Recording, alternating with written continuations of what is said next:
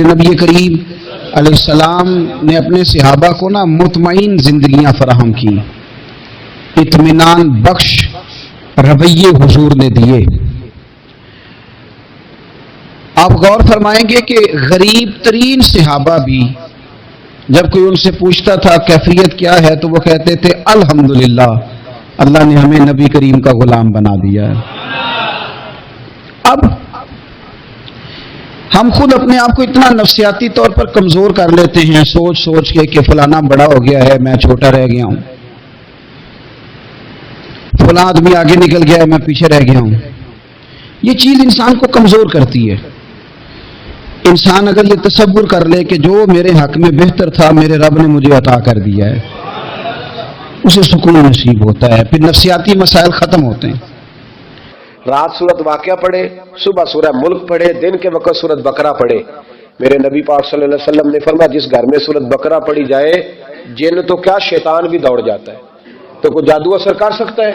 تو ان وظیفوں پہ عمل کریں جو نبی پاک صلی اللہ علیہ وسلم نے ہمیں عطا کیے ہیں۔ ایک حدیث ہے ترمذی شریف کی، اسے یاد کر لیں، بڑا نفع دے گی۔ میرے نبی کریم علیہ السلام نے فرمایا اگر ساری دنیا مل کے بھی تیرا نقصان کرنا چاہے تو جب تک رب کی مشیت نہ ہو تیرا نقصان ہو نہیں سکتا۔ ختم ہو گئی بات، باہر آ جائیں اس چیز سے۔ اور فرمایا سارے زمانے کے لوگ مل کر تیرا نفع کرنا چاہیں تو جب تک اللہ نہ چاہے وہ تیرا کوئی نفع کر نہیں سکتے۔ نقصان بھی اللہ کی مشیت پہ ہے، نفع بھی اللہ کی رضا پہ ہے، تو پھر آپ بلا وجہ لوگوں کو دیکھ کر ٹینشن کیوں لیتے ہیں؟ پریشانی کاہے کی ہے؟ آزمائش کس بات کی ہے؟ اپنے آپ کو سکون دیں، اپنے آپ کو مطمئن کریں، کہیں رب بڑا ہی مہربان ہے، اس نے جہاں اچھا سمجھا ہے وہاں اس نے مجھے رکھا ہے۔ اپنے ذہن کو اطمینان دیں، سکون دیں۔ میرے نبی کریم علیہ الصلوۃ والسلام کی پوری حیات مبارکہ میں آپ کو شکوہ نہیں ملے گا کہیں بھی۔ حضور یتیم پیدا ہوئے، کتنی دفعہ آپ کو کتابوں میں ملتا ہے کہ حضور روئے ہوں کہ میرا باپ ہوتا تو ایسے ہوتا، میری اماں ہوتی تو ایسے ہوتی۔ ہم روز نہیں روتے؟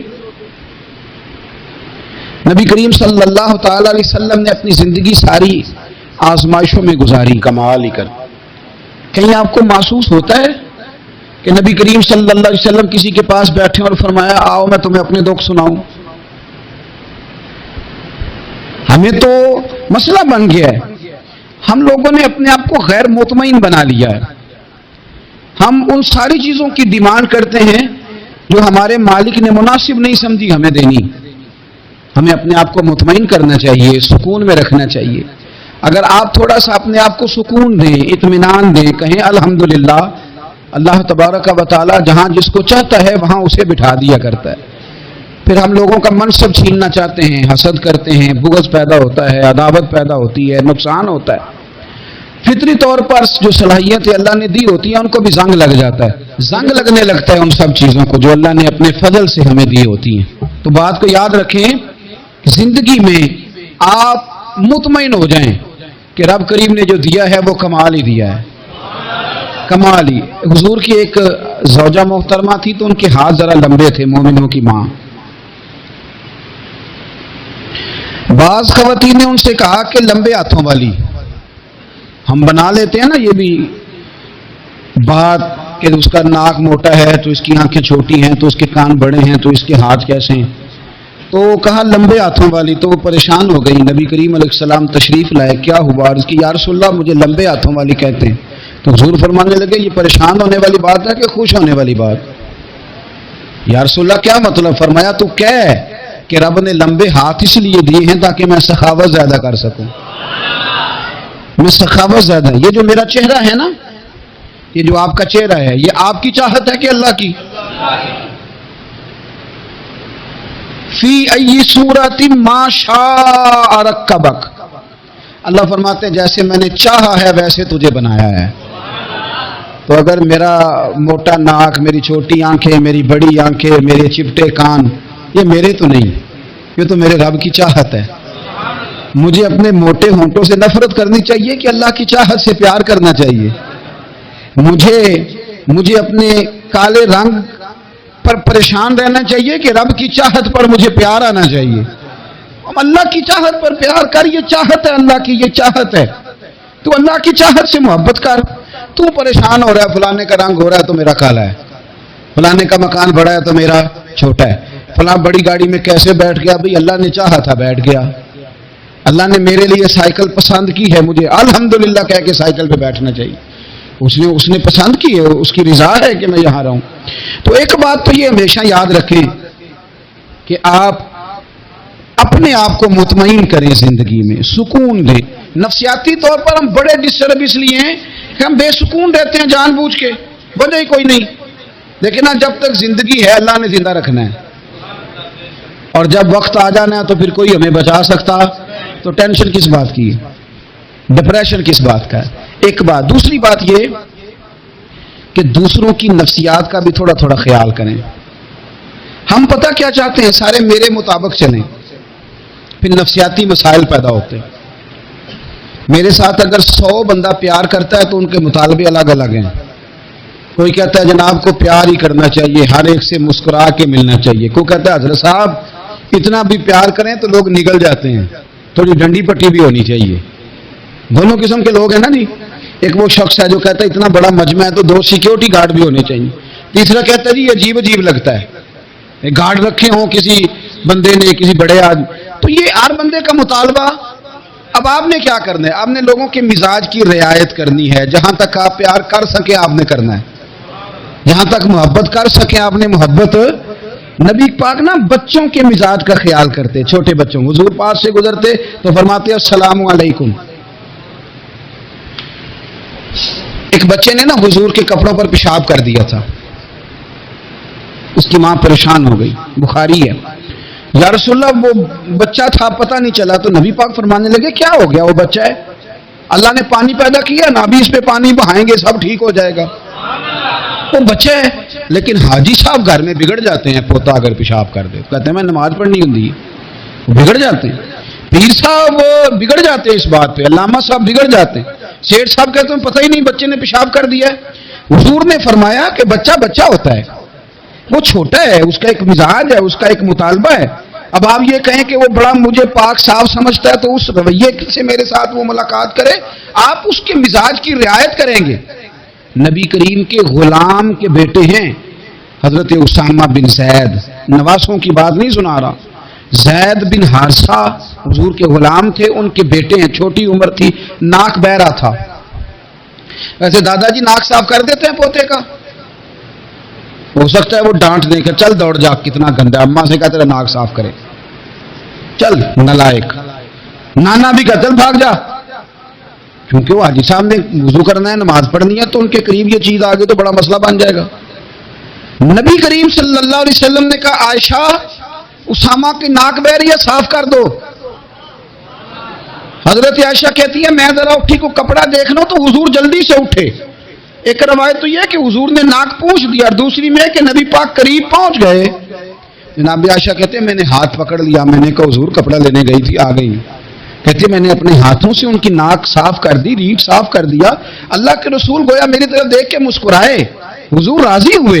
بچے تو بچے ہوتے ہیں، بچے تو بچے ہوتے ہیں۔ اب آپ کو بچہ حاجی صاحب مانے، پہلے نمازی صاحب مانے، آپ کو پہلے بچہ جو ہے وہ بڑا سیانہ مانے، سمجھدار مانے، عقل مند مانے، پیر صاحب مانے، چھوٹا بچہ تو وہ نہیں مان سکتا۔ آپ اس کی نفسیات کے مطابق اس کے ساتھ چلیں، آپ رویہ وہ رکھیں کہ وہ بچہ ہے، وہ چھوٹا ہے، اس حضور بچوں کے پاس سے گزرتے تھے تو انہیں سلام کہتے تھے، آپ بھی کہتے ہیں، آج سے کہیں گے، حضور گزرتے چھوٹے کہتے السلام علیکم۔ اور نبی پاک صلی اللہ علیہ وسلم کبھی کبھی نا بچے کھیل رہے ہوتے تو حضور بیٹھ جاتے، فرماتے یار میرے سینے سے تو لگو، حضور زمین پہ بیٹھ جاتے، بچہ یوں ہاتھ پہ، بچہ دوڑا آتا، حضور کے سینے سے جب لگتا تو نبی پاک گر جاتے اور فرماتے اوئے ہوئے تم نے تو مجھے گرا ہی دیا ہے۔ یہ بچوں کے ساتھ آپ جو رویہ رکھیں گے وہ میٹھا ہوگا۔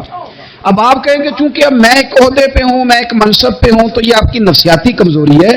پھر کیا ہوتا ہے، بچوں کو ڈانٹ کے رکھا جاتا ہے، بے جا ڈانٹ ڈپٹ، بے جا سختی اور بے جا ان کے ساتھ رویے، اور ان کے ساتھ بڑی عجیب و غریب قسم کی جو ہے وہ ہماری جو ہے وہ گھٹن، گیپ آ جاتا ہے بچوں کے درمیان. بچے، میں کہا کرتا ہوں، پھر بچے ہمیں دکھ نہیں سناتے، وہ پھر غلط آدمی کو دوست بناتے ہیں، پھر اس غلط آدمی کو اپنی بات بتاتے ہیں، غلط آدمی رازدار بن جاتا ہے. آپ ان کی نفسیات کے مطابق ان سے پیار کریں، انہیں ٹائم دیں. آپ دیکھیں یہ کیا سوچتے ہیں، کیا کہتے ہیں، کس طرح کا ان کا رویہ ہے بچوں کے ساتھ. پھر نوجوان جب کوئی ہو جاتا ہے تو اس کی سوچیں جوان ہو جاتی ہیں. نوجوانوں سے معذرت کے ساتھ نبی پاک علیہ السلام نے نوجوانوں کی حکومت سے پناہ مانگی،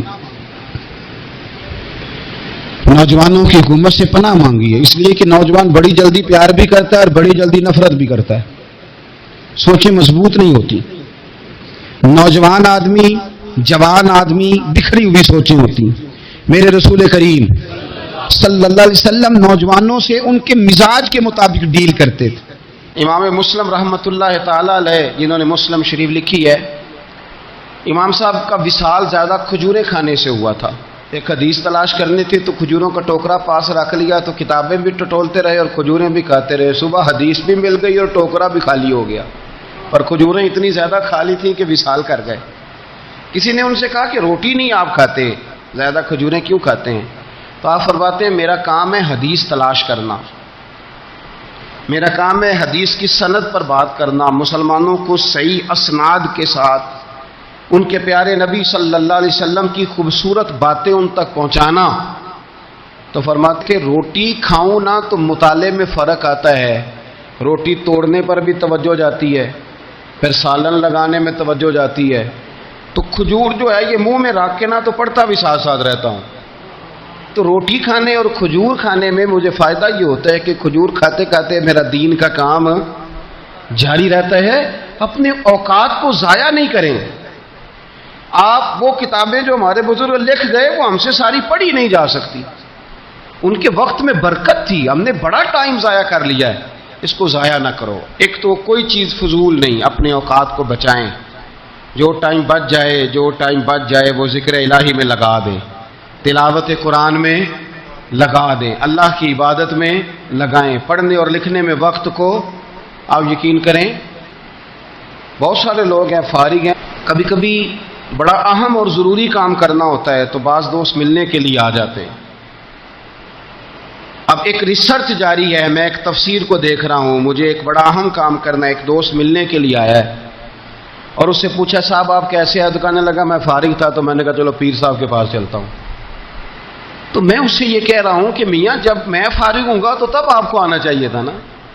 آپ اس کو وقت گزارنے کا ذریعہ تو نہ سمجھیں. اور پھر اگر آپ آئے ہیں تو آپ کو علمی بات کریں، آپ کو دین کی بات پوچھیں، میں آپ کے ساتھ ڈسکس کروں.